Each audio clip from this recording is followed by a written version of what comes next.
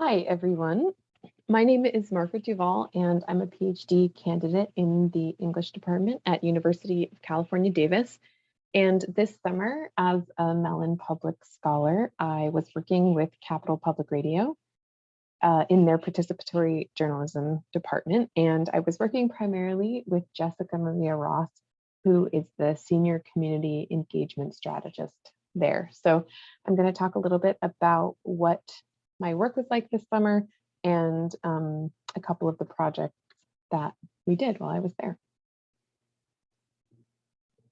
So just to give a little bit of background on my interest in community engaged journalism and why I applied to work specifically with this project. So coming from the English department, I have a particular interest in storytelling and thinking about how stories shape the self emotionally, mentally, and physically, and how they shape culture. And I have a focus on undertold or marginalized stories in my own dissertation work. And I also use a feminist science studies lens. So that stresses the importance of subjective embodied experience as a form of knowledge. And it uses standpoint theory to critique objectivity. So the idea that everyone is coming to a subject with a particular position and a history and a background and a particular way of seeing the world. So there's no view from nowhere. There's no central objective approach that we can take. And feminist science studies also focuses on collaborative scholarship and qualitative research, all of which I thought I could learn a lot about and put into practice by working with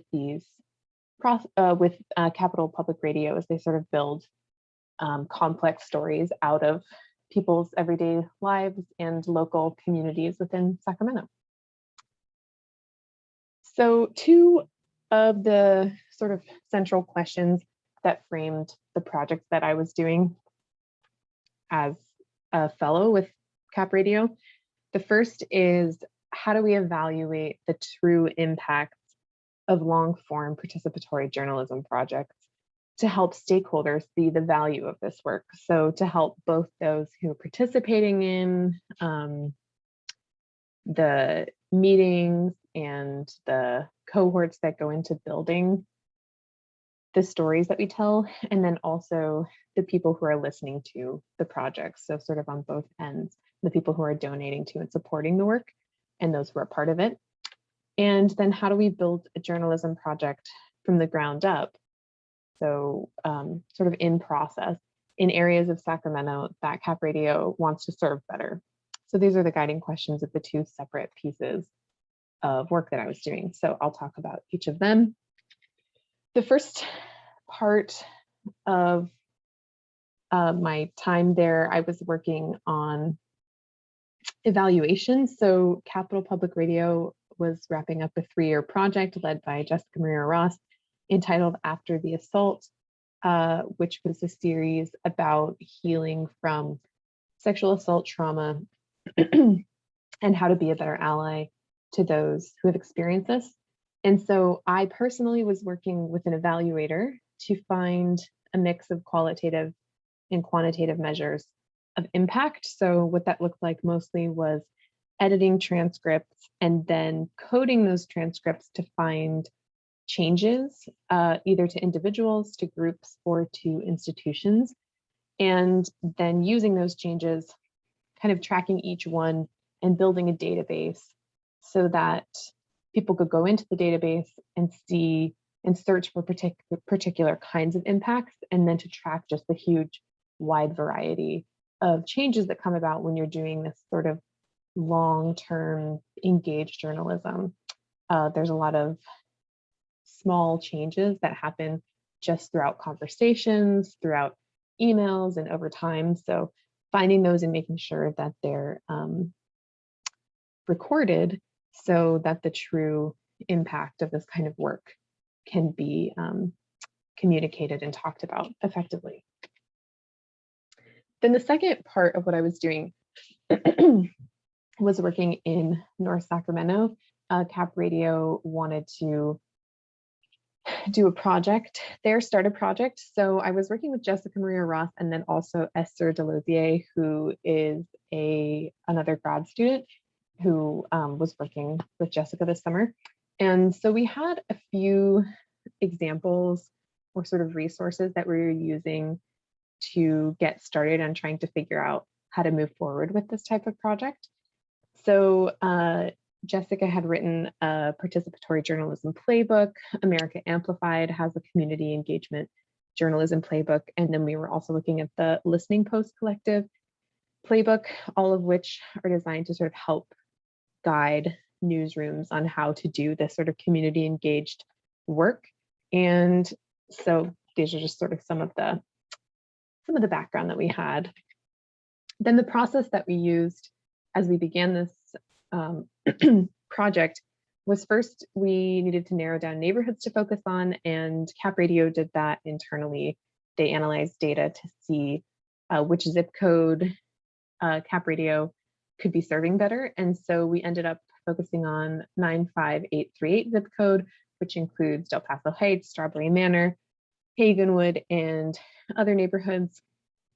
So the first step was that we researched neighborhoods broadly to sort of look at what kinds of reports we could find that had already been done in the area, what kind of development projects were going on, and any sort of local history that was publicly available. And then also tried to get an idea of what public services were there, police departments, libraries, businesses, post offices, health services, that kind of thing.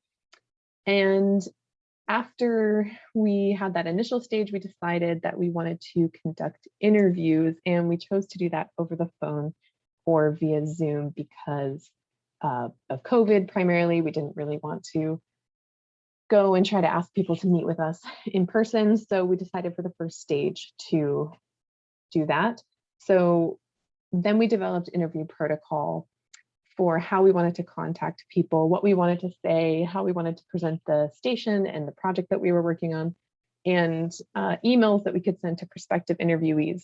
So we compiled a list of potential neighborhood contacts through some community contacts that Jessica had, and then also through finding leaders, community association presidents, and a variety of business owners, that kind of thing. And we tried to get a wide variety of people from different perspectives and walks of life so that we could get a complex picture of these neighborhoods. We then conducted 35 interviews over the summer with community leaders in this zip code. So two of the main questions that we wanted to know about the neighborhoods from the people who lived and worked there are, what do you appreciate about your neighborhood, and what do you see as some of the greatest challenges? So that was the general format of the interview, the general purpose of what we were trying to understand. Then the outcomes, so throughout the process, we found that it was initially difficult getting in touch with people, reaching out, and we were asking them to spend 45 minutes with us on the phone, talking to us about their experience and their perspective. So that can be kind of a big ask. So we found that calling people is much more effective to talk to them and sort of introduce ourselves personally rather than emailing. And I also learned a lot about the interview process from my co-collaborator, Esther Delosier, because I had never done this type of qualitative research before, and she had a lot of experience in her dissertation. So that was a really great experience for me.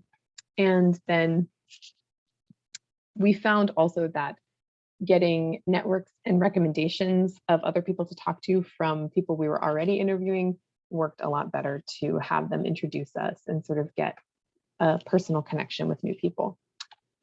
Then afterwards, we compiled a 65-page internal report with an overview of what we heard from everyone and recommendations for CapRadio as they move forward doing journalism in the area. We also created a shorter summary, which we sent back to everyone who took the time to interview with us, reflecting back to them what we heard from everyone and what the overall picture was of strengths and challenges in their neighborhood.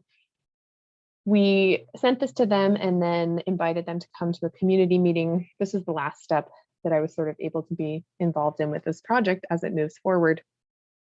But I got to be there as Jessica led a meeting with about 30 attendees, community leaders that were there to discuss the accuracy of this report and to think about what next steps there are moving forward with the project. So overall, there were a lot of takeaways, but for me, these were sort of the 5 main ones.